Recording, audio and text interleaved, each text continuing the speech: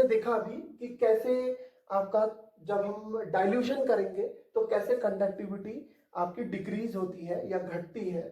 अब वैसे ही हम मोलर कंडक्टिविटी के लिए देखते हैं कि सांद्रता को घटाने पर कैसे मोलर कंडक्टिविटी में चेंजेस आता है।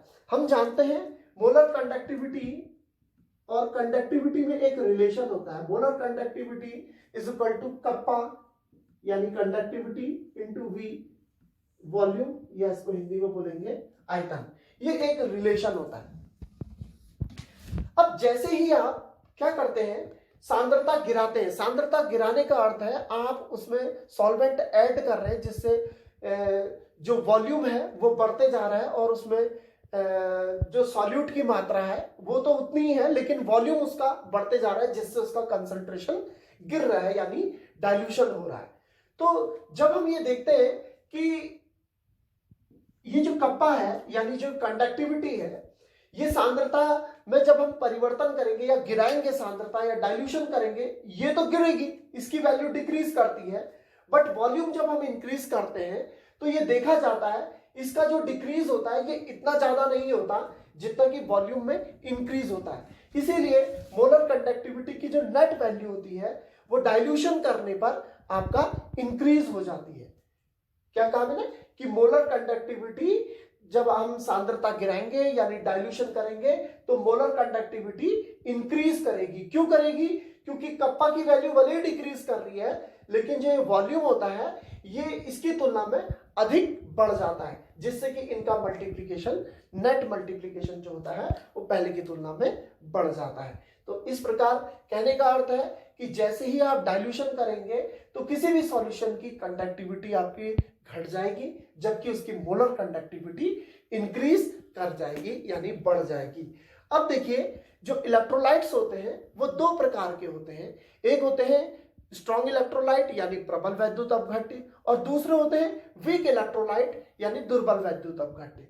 तो ये जो कंडक्टिविटी, मोलर कंडक्टिविटी का जो ऑर्डर है यानी मोलर कंडक्टिविटी में जो ये चेंज हो रहा है डाइल्यूशन के साथ, ये स्ट्रॉन्ग इलेक्ट्रोलाइट और वीक इलेक्ट्रोलाइट दोनों के लिए अलग अलग तरीके से होता है। अब हम ये पढ़ेंगे कि मोलर कंडक्टिविटी में स्ट्रॉन्ग इलेक्ट्रोलाइट है जब तो उसमें सांद्रता परिवर्तन के साथ कैसे चेंजेस आते हैं और वीक इलेक्ट्रोलाइट में कैसे चेंजेस आते हैं। अब हम देखते हैं कि स्ट्रॉन्ग इलेक्ट्रोलाइट के लिए कैसे ये चेंजेस होते हैं। एक बात याद रखिएगा कि मोलर कंडक्टिविटी में ये जो चेंजेस होंगे इसके लिए दो फैक्टर रिस्पॉन्सिबल होते हैं, केवल दो कारक रिस्पॉन्सिबल होते हैं जो मोलर कंडक्टिविटी को इंक्रीज करते हैं। तो इसमें पहला फैक्टर होता है number of ions. Number of ions यानी जितने ज्यादा नंबर ऑफ आयंस सॉल्यूशन में प्रेजेंट होंगे उसकी कंडक्टिंग पावर उतनी अधिक होगी। और दूसरा फैक्टर क्या होता है कि डिस्टेंस बिटवीन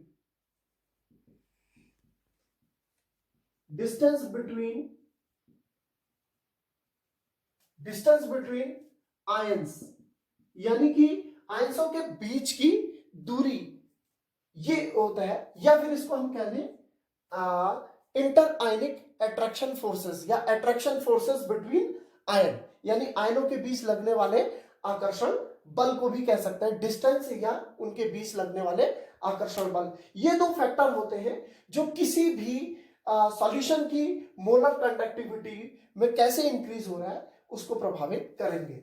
अब आप देखिए ये है स्ट्रॉन्ग इलेक्ट्रोलाइट। आप समझते हैं स्ट्रॉन्ग इलेक्ट्रोलाइट किसे कहते हैं?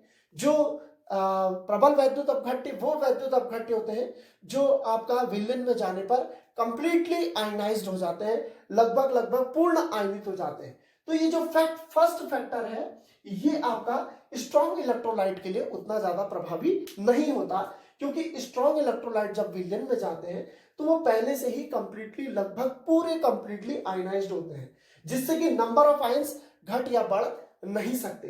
तो स्ट्रॉन्ग इलेक्ट्रोलाइट के लिए ये जो फैक्टर लगेगा वो ये लगेगा डिस्टेंस बिटवीन आयन, या फिर हम इसे कहें आयनों के बीच लगने वाला आकर्षण का बल, क्योंकि उसमें पॉजिटिव और नेगेटिव आयन दोनों होंगे।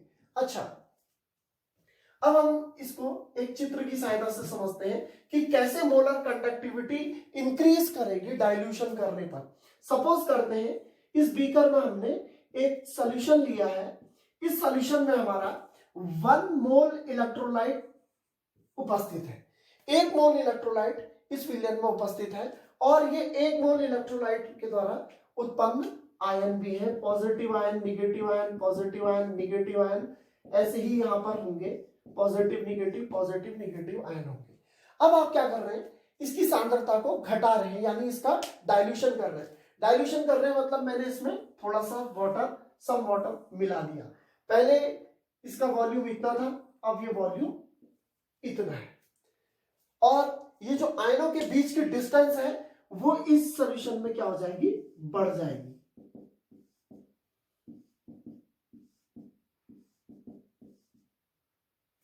अब ये आयनों के बीच अगर डिस्टेंस बढ़ गई है तो इनके बीच का जो आकर्षण बल होगा वो घट जाएगा। अब आयनों के बीच आकर्षण बल घट जाएगा तो जो रुकावट होगी इनके आकर्षण बल के कारण ये जिस वेग से दौड़ सकते थे पहले, वो इस केस में जिस वेग से ये जा सकते थे, जिस स्पीड से ये जा सकते थे, उस केस में यहां पर आने पर क्योंकि इनके बीच की डिस्टेंस बढ़ चुकी है, इनके बीच के फोर्सेस वीक पड़ गए हैं पॉजिटिव और निगेटिव आयन के, तो ये उससे ज्यादा स्पीड से आपका क्या कर सकते हैं, आपका मूव कर सकते हैं, जिससे क्या होगा, आपका इस सॉल्यूशन की मोलर कंडक्टिविटी इंक्रीज कर जाएगी। अब अगर हम स्ट्रॉन्ग इलेक्ट्रोलाइट यानी प्रबल वैद्युत अपघट्यों के लिए लैम्डा एम यानी मोलर कंडक्टिविटी और स्क्वायर रूट ऑफ कंसंट्रेशन के बीच एक ग्राफ खींचे तो हमें क्या रिजल्ट्स प्राप्त होंगे, हम जरा सा देखते हैं। ये है y एक्सेस पे हमने ले रखा है लैम्डा एम और x एक्सेस पे हमने ले रखा है स्क्वायर रूट ऑफ कंसंट्रेशन, इसके बीच हम ग्राफ खींचते हैं। अब हम देखते हैं जब ये हम ग्राफ खींचते हैं तो जैसे जैसे इस साइड को हमारा कंसंट्रेशन बढ़ रहा है और ऊपर की ओर जाने पर हमारा मोलर कंडक्टिविटी बढ़ रही है, तो हम देखते हैं जैसे जैसे सांद्रता गिरती है मोलर कंडक्टिविटी की जो वैल्यू होती है वो धीरे धीरे एक स्टडी रूप से आपका बढ़ती जाती है और अगर हम इन पॉइंट्स को मिलाते हैं तो हमें एक स्ट्रेट लाइन मिलती है। यानी कि जैसे जैसे कंसंट्रेशन यहां की ओर जाने पर आपका ओरिजिन की ओर जब आप जाएंगे तो आपका कंसंट्रेशन गिर रहा है, यानी गिर रहा है मतलब आप बिल्कुल जीरो कंसंट्रेशन की ओर जा रहे हैं। तो जैसे जैसे आपकी कंसंट्रेशन गिरते जाता है वैसे वैसे आपकी मोलर कंडक्टिविटी आपकी इंक्रीज करते हुए जाती है और ये एक स्ट्रेट लाइन प्राप्त होती है। अब इसमें एक चीज है, क्योंकि कंसंट्रेशन जब नियर अबाउट जीरो हो जाएगा, ऐसा वैसे कभी होगा नहीं, ये एक आदर्श स्थिति है, तो हम क्या करते हैं कि जैसे जैसे जैसे जैसे इसके कंसंट्रेशन को गिराते जा रहे हैं तो हम एक लिमिटिंग वैल्यू की ओर पहुंच जाएंगे कि जहां से लैम्डा एम का मान बढ़ना आपका अब रुक जाएगा। तो हम क्या करते हैं, इस ग्राफ को, क्योंकि एक स्ट्रेट लाइन प्राप्त हो रही है हमें, हम इस ग्राफ को क्या करते हैं एक स्थिति के बाद एक्स्ट्रापोलेट कर देते हैं और ये जिस पॉइंट पर y एक्सेस को काटता है इस पॉइंट पर हम बोलते हैं, क्योंकि ये ओरिजिन पे है ये पॉइंट, तो हम बोलते हैं कि एट जीरो कंसंट्रेशन, यहां पर जीरो कंसंट्रेशन हो चुका है, यहां पर जो हमें मोलर कंडक्टिविटी की वैल्यू प्राप्त होगी उसको हम बोलते हैं molar conductivity eight infinite dilution, molar conductivity eight infinite dilution. अब इस ग्राफ में एक चीज समझने वाली बात है कि ये हमें इसकी सरल रेखा प्राप्त क्यों हुई। जैसे कि मैंने आपको बताया था मोलर कंडक्टिविटी को प्रभावित करने वाले दो कारक हो सकते हैं, एक तो नंबर ऑफ आयंस और दूसरा आपका कि डिस्टेंस बिटवीन द आयंस या फिर उनके बीच के आकर्षण के बल।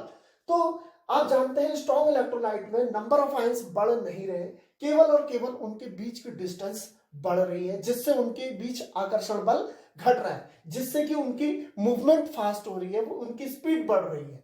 तो इस कारण हमें केवल एक फैक्टर है हमारे पास, इसीलिए हमारे पास ये एक स्ट्रेट लाइन के तौर पर आता है।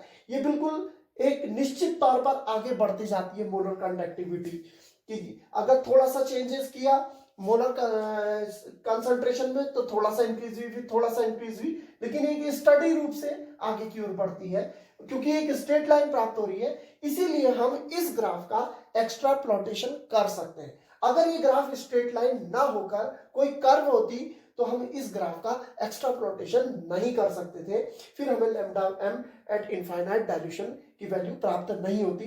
बट चूंकि ये एक स्ट्रेट लाइन आ रही है इसीलिए हम इसी ग्राफ को एक्स्ट्राप्लॉट करते हैं, और ये ग्राफ जहां पर वाई एक्सिस को काटता है यानी यहां पर ओरिजिन पे कंसंट्रेशन नियर अबाउट 0 हो जाएगा, तो यहां पर जो लैम्डा एम की वैल्यू आएगी उसे हम बोलेंगे lambda m at infinite dilution, यानी अनंत तनुता पर मोलर चालकता। चलिए आइए अब देखते हैं कि मोलर कंडक्टिविटी में डाइल्यूशन का क्या प्रभाव पड़ता है जब हमारे पास वीक इलेक्ट्रोलाइट होता है। आप जानते हैं वीक इलेक्ट्रोलाइट वो इलेक्ट्रोलाइट है जो आपका सॉल्यूशन में जाने पर कंप्लीटली आयनाइज नहीं होता, यानी पूर्ण रूप से क्या नहीं होता, आयनित नहीं होता। तो सपोज करिए जब आप एक सॉल्यूशन ले रहे हैं, इसमें 1 मोल ऑफ इलेक्ट्रोलाइट है, वीक इलेक्ट्रोलाइट यानी दुर्बल वैद्युत अपघट्य है, 1 मोल इसमें आपका वो प्रेजेंट है। जब आप इसकी सांद्रता गिराएंगे यानी इसका डाइल्यूशन करेंगे, डाइल्यूशन करने पर इलेक्ट्रोलाइट तो 1 मोल रहा, लेकिन यहां पर वो कम आयनाइज्ड था, यहां पर उसके आयनन की मात्रा कम थी। यहां पर जब हमने डाइल्यूशन बढ़ाया, जैसे हम डाइल्यूशन बढ़ाएंगे तो इसके आयनन भी बढ़ जाएगा, यानी कि इस स्थिति में दुर्बल वैद्युत अपघट्य के केस में आयनों के बीच की डिस्टेंस तो बढ़ ही रही है, यानी उनके बीच आकर्षण बल तो कम हो ही रहा है, लेकिन नंबर ऑफ आयन, 2 के 2 फैक्टर जो मैं आपको पहले बताए थे, 2 के 2 फैक्टर इसमें आपका बढ़ रहे हैं, यानी कि नंबर ऑफ आयंस भी बढ़ जा रहे हैं क्योंकि डाइल्यूशन करने पर आयनन बढ़ रहा है, और दूसरा उनके बीच की डिस्टेंस बढ़ रही है जिससे आकर्षण बल कम हो रहे हैं, जिससे ये दोनों फैक्टर जो करते हैं वो वीक इलेक्ट्रोलाइट के लिए लगते हैं, और इस स्थिति में आपका मोलर कंडक्टिविटी जो होती है वो डाइल्यूशन के साथ साथ धीरे धीरे आपका बढ़ती हुई जाती है। लेकिन इसमें जो ग्राफ आपको प्राप्त होगा वो ग्राफ एक स्ट्रेट लाइन ना होके एक कर्व के रूप में आता है। तो चलिए अब इस ग्राफ को देखते हैं। अगर हम वीक इलेक्ट्रोलाइट के लिए यानी दुर्बल वैद्युत अपघट्य के लिए लैम्डा एम और स्क्वायर रूट ऑफ कंसंट्रेशन के बीच ग्राफ खींचे, तो इस स्थिति में क्योंकि दोनों फैक्टर्स लग रहे हैं हमारे, तो ये ग्राफ एक स्ट्रेट लाइन में आके एक कर्व के रूप में आता है। और मैं जैसे आपको पहले बता चुका था, कर्व के रूप में हम इस ग्राफ को एक्स्ट्राप्लॉट नहीं कर सकते हैं, और यही एक कारण है कोलराउस के नियम के आने का। जो कोलराउस लॉ नियम आया वो इसीलिए आया कि molar conductivity of strong electrolyte हम इनफाइनाइट डाइल्यूशन पे निकाल सकते हैं, but molar conductivity of weak electrolyte हम एट इनफाइनाइट डाइल्यूशन हम वीक इलेक्ट्रोलाइट्स के लिए ग्राफ के एक्स्ट्रा प्लॉट करके नहीं निकाल सकते हैं, इसीलिए वो आया। इसके बाद हम आपका कोलराउस के नियम को पढ़ेंगे। आई थिंक ये आपके समझ में आ गया होगा, और आप इसको नोट करिएगा, बढ़िया तरीके से इसको लिखिएगा, बोर्ड के लिए काफी इंपॉर्टेंट है, ये पूछा जाता है आपका। तो आज का लेक्चर इतने में ही। Thank you.